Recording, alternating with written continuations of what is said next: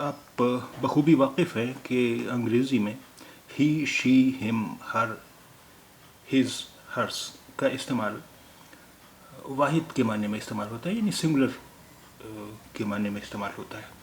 क्या इनकी जगह पर दे, देम, देयर का इस्तेमाल हो सकता है?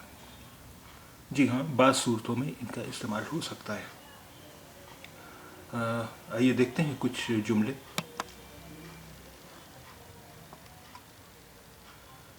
There is someone at the door.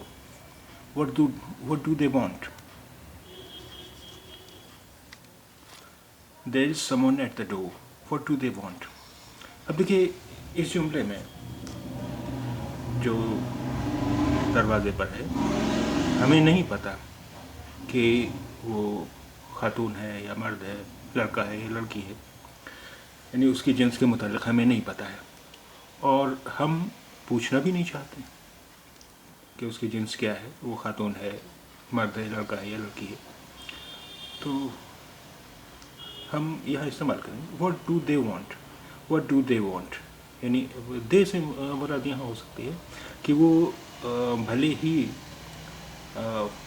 वाहिद यानी सिंगुलर के माने में इस्तेमाल कर रहे हैं, लेकिन हम इसलिए इस्तेमाल कर रहे हैं कि हमें उसके जिन्स के बारे में नहीं पता कि वो लड़का है या लड़की है, खातून है या मर्द है। There is someone at the door, who do they want,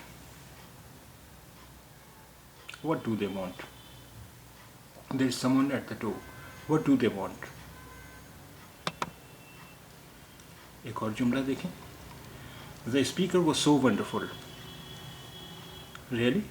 What did they talk about? The speaker was so wonderful. The speaker really? The speaker sorry. The speaker was so wonderful.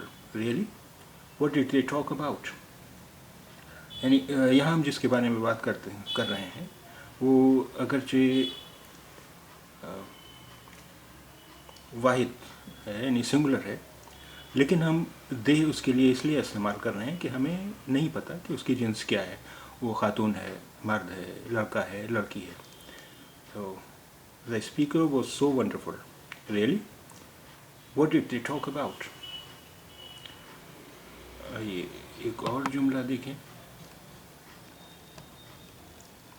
My cousin is coming tomorrow. My cousin is coming tomorrow.